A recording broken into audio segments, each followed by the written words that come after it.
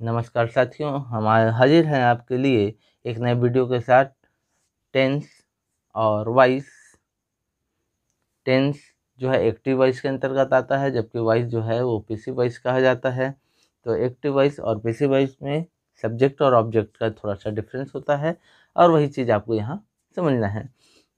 तो टेंस को मुख्य रूप से 3 भागों में बांटा गया है: प्रेजेंट, पास्ट और फ्यूचर।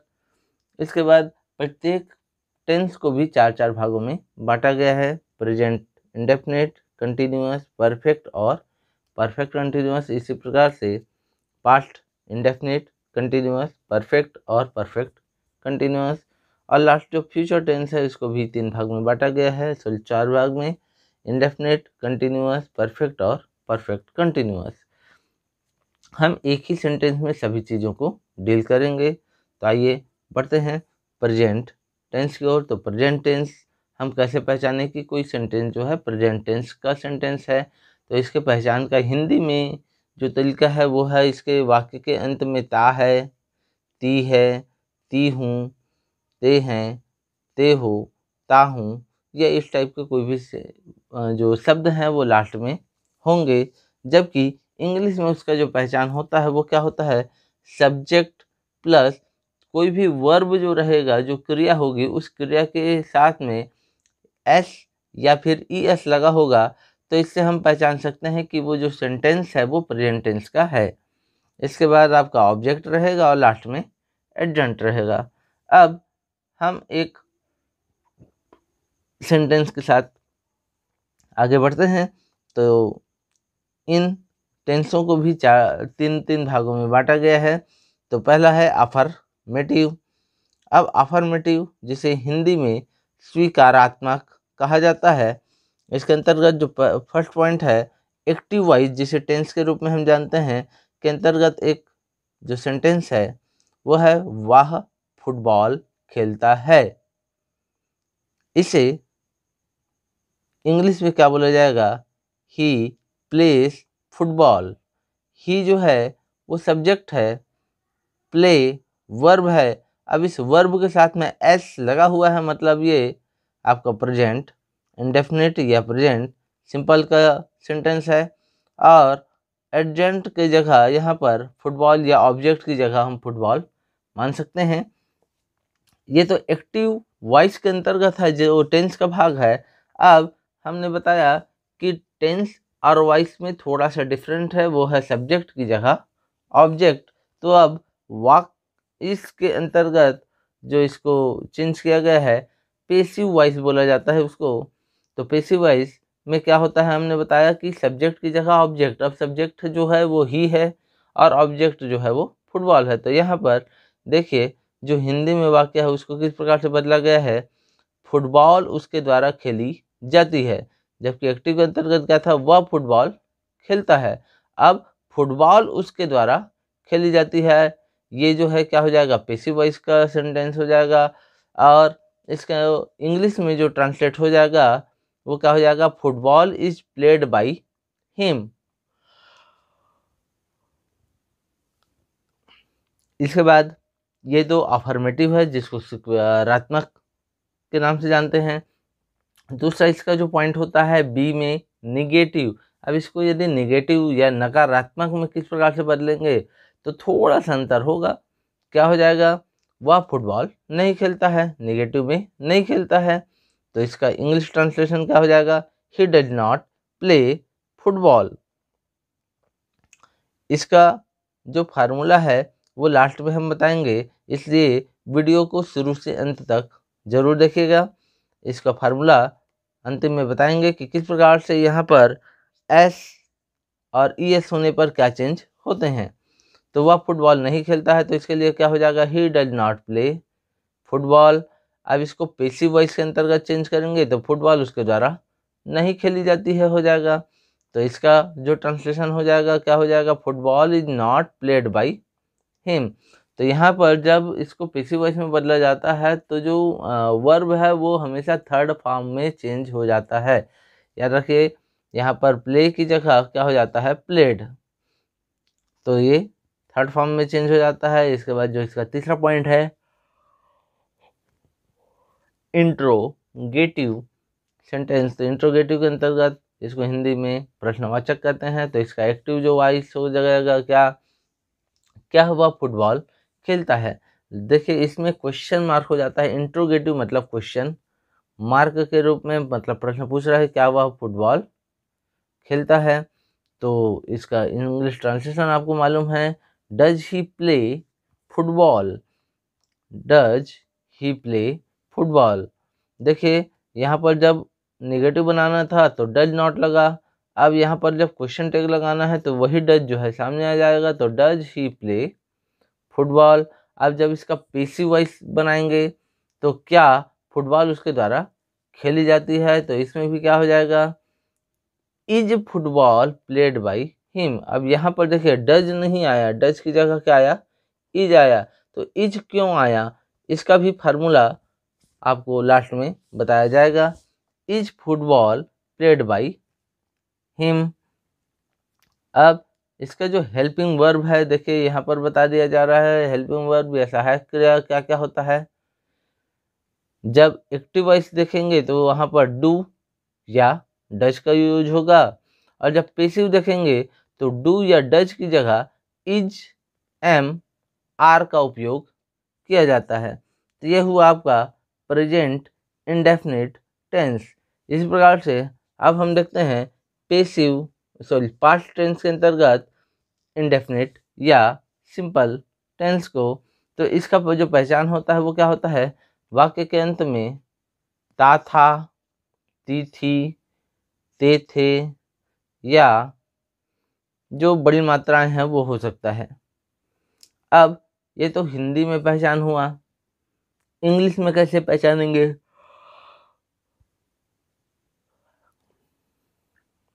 तो इंग्लिश में पहचान के लिए सब्जेक्ट प्लस वर्ब का सेकंड फॉर्म प्लस ऑब्जेक्ट और लास्ट में एडजेंट होगा। अब इसको भी 3 भागों में बांटा गया है, एक्टिव और पैसिव के अंतर्गत।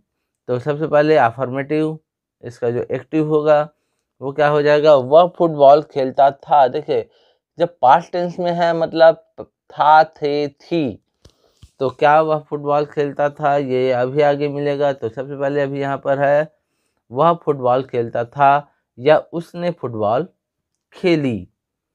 तो इसको हम इंग्लिश में ट्रांसलेट कैसे करेंगे, ही सब्जेक्ट है, फिर वर्ब का सेकंड फॉर्म, तो प्ले का सेकंड फॉर्म हो जाता है प्लेड, और ऑब्जेक्ट की जगह यहाँ क्या है, फुटबॉल, ही प्लेड फुटबॉल। अब इसी को जब आप पैसिव में चेंज करेंगे तो पैसिव में चेंज करने पर क्या हो जाएगा, फुटबॉल उसके द्वारा खेली जाती थी। अब इसका ट्रांसलेशन क्या हो जाएगा, football was played by him. अब देखिए यहाँ वास लग गया, वास मतलब क्या होता है, था, थे, थी। तो जब पीसी में बदलते हैं तो वहाँ पर football was played by him हो जाएगा। फिर निगेटिव का एक्टिव वॉइस, तो निगेटिव में केवल नॉट लग जाएगा। अब नॉट किसके साथ लगेगा, तो वो देखिए वह फुटबॉल नहीं खेलता था, ये हिंदी हो गया। इंग्लिश में ट्रांसलेट करेंगे, he did not play football. अब यहाँ पर प्लेड हट गया, प्लेड की जगह क्या आ गया, प्ले आ गया। तो he did not play football. अब इसको जब पैसिव वॉइस में चेंज किया जाएगा तो क्या हो जाएगा, football was not played by him, football was not played by him हो जाएगा। और जब इसे ही इंट्रोगेटिव में बदला जाएगा तो क्या होगा, क्या वह फुटबॉल खेलता था। तो इंग्लिश ट्रांसलेशन क्या हो जाएगा, डिड ही प्ले फुटबॉल, ये एक्टिव वॉइस के अंतर्गत हुआ। अब पैसिव में क्या हो जाएगा, क्या फुटबॉल उसके द्वारा खेली जाती थी। इसका इंग्लिश ट्रांसलेट क्या हो जाएगा, was football played by him. अब यहाँ हेल्पिंग वर्ब बता दिया गया है, एक्टिव के अंतर्गत डिड, हमने यहाँ पर डिड का उपयोग किया, और पैसिव के अंतर्गत वास या वेयर का उपयोग किया जाएगा। तो यहाँ पर हमने वास का उपयोग किया था। वेयर का उपयोग कहाँ किया जाता है ये भी हम आगे लास्ट में बताएंगे वीडियो में। इसके बाद आते हैं इसका जो थर्ड पार्ट है, फ्यूचर इंडेफिनिट। तो फ्यूचर इंडेफिनिट क्या हो जाता है, इसका पहचान सबसे पहले हिंदी में अंत में या तो गा या गे या गी होगा, तो हम जान जाएंगे कि ये फ्यूचर में होगा। अब इंग्लिश में कैसे पहचानेंगे, तो इसका रूल है सब्जेक्ट प्लस शैल या विल। यदि किसी सेंटेंस में शैल या विल लगा है मतलब वो फ्यूचर टेंस का सेंटेंस है। इसके साथ में आपको ये भी देखना है कि वर्ब का जो है वो हमेशा फर्स्ट फॉर्म होना चाहिए, उसके बाद ऑब्जेक्ट, फिर एडजेंट। अब इसके अंतर्गत भी एक्टिव वॉइस अफर्मेटिव सेंटेंस का क्या हो जाएगा, वह फुटबॉल खेलेगा, भविष्य में करेगा तो वह फुटबॉल खेलेगा। पैसिव में उसको जब इसका जो इंग्लिश ट्रांसलेशन है वो क्या हो जाएगा, ही विल प्ले फुटबॉल। जब इंग्लिश में ट्रांसलेट करेंगे तो क्या हो जाएगा, he will play football. Passive voice के अंतर्गत यही क्या हो जाएगा, फुटबॉल उसके द्वारा खेली जाएगी, फुटबॉल उसके द्वारा खेली जाएगी। और जब इसका हम ट्रांसलेट करेंगे तो क्या हो जाएगा, football will be played by him. देखिए ऑब्जेक्ट जो है वो फुटबॉल है, वो पहले आ जाएगा, तो फुटबॉल विल बी। अब हमने यहाँ पर देखा या तो विल होगा या शैल होगा, तो football will be played by him. अब निगेटिव के अंतर्गत केवल नॉट लग जाएगा, आपको मालूम है। तो नॉट कहाँ पे लगेगा, हमेशा नॉट जो है हेल्पिंग वर्ब के बाद लगता है। तो देखिए he will not play football, English में है विल जो है हेल्पिंग वर्ब है, इसके साथ में नॉट लग जाएगा। और हिंदी में क्या हो जाएगा, वह फुटबॉल नहीं खेल लेगा। लेकिन पैसिव में फुटबॉल उसके द्वारा नहीं खेली जाएगी, तो इसका इंग्लिश ट्रांसलेट क्या हो जाएगा, football will not be played by him.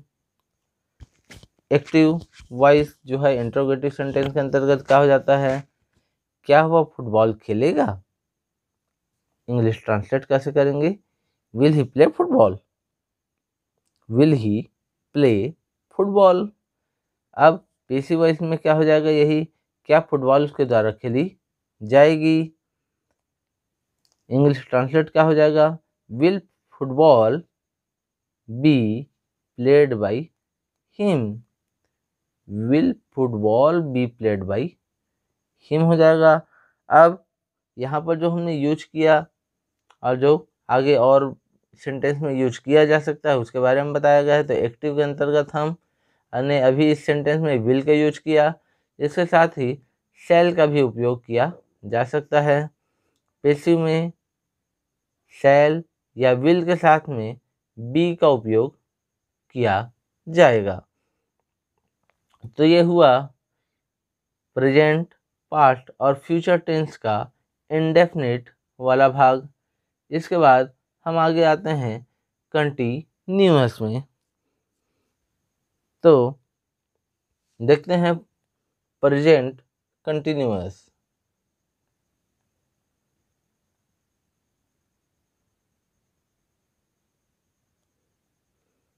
Present continuous में क्या बोला जा रहा है, इसके पहचान का हिंदी तरीका आपको बताया गया है। लास्ट में क्या रहेगा, रहा है, रही है, रही हूँ, रहे हूँ।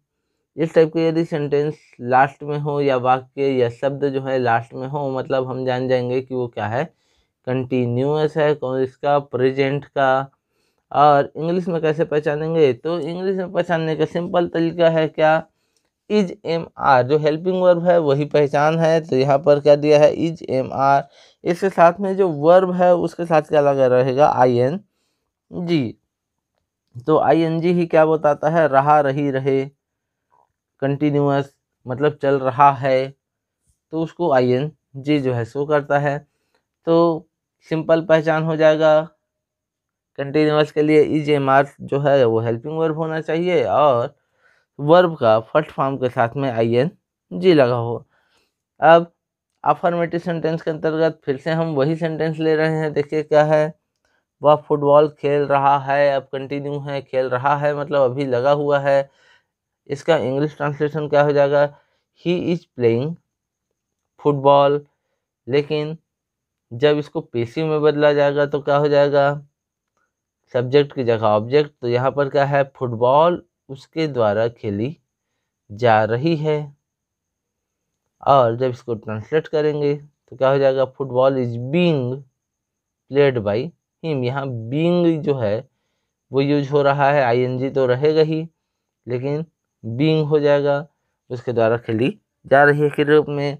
जब इसे नेगेटिव में चेंज करेंगे तो हमने पूर्व में बताया कि नेगेटिव बताने के लिए हेल्पिंग वर्ब के साथ में नॉट लगाना होगा। तो यहाँ भी देखिए क्या है, ही इज जो है वो हेल्पिंग वर्ब है, उसके साथ में नॉट लग गया। He is not playing football. फिर पेशिव में जब बदलेंगे तो यहाँ भी वही होगा, फुटबॉल उसके द्वारा खेली जा रही है। तो यहाँ थोड़ा सा मिस्टेक है, फुटबॉल उसके द्वारा नहीं खेली जा रही है होना चाहिए था। तो आप जान जाइए, यहाँ पर थोड़ा सा चेंज होगा। अब उसका ट्रांसलेट क्या हो जाएगा, football is not being played by him. लेकिन जब इंटरोगेटिव मतलब प्रश्नवाचक में बदलेंगे तो क्या हो जाएगा, क्या वो फुटबॉल खेल रहा है। इंग्लिश में क्या ट्रांसलेट क्या हो जाएगा, इज ही प्लेइंग फुटबॉल।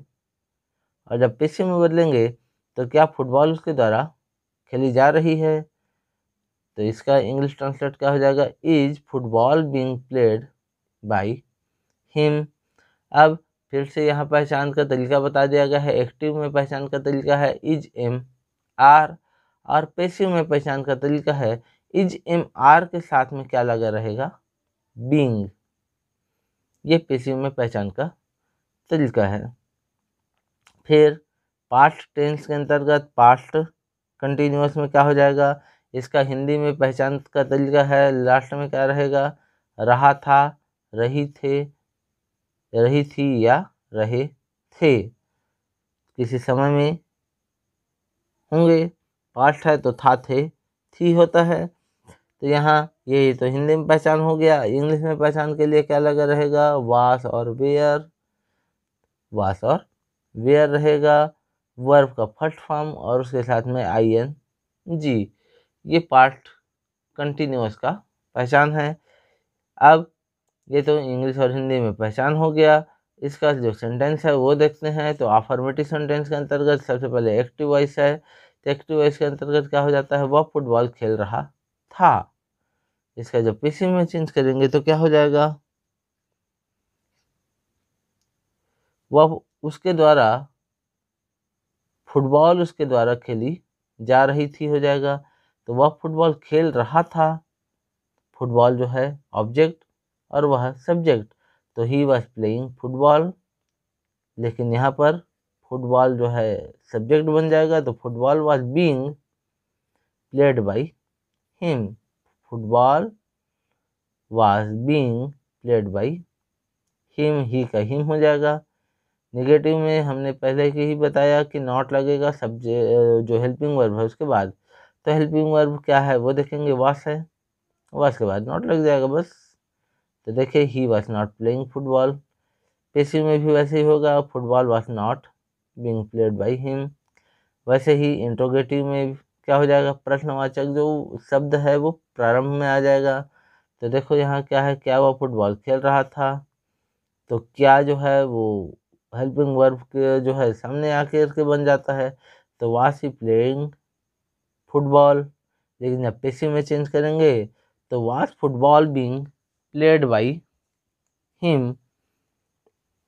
इसके बाद फिर से इसका जो सहायक क्रियाएं हैं वो बता दिया गया है। तो एक्टिव के अंतर्गत वास वेयर, जबकि पेसिव के अंतर्गत वास वेयर के साथ में क्या रहेगा, बीइंग। इसके बाद लास्ट फ्यूचर कंटिन्यूअस टेंस। तो इसका पहचान क्या होता है, रहा होगा, रही होगी, रहे होंगे या रहा होगा, रही होंगी।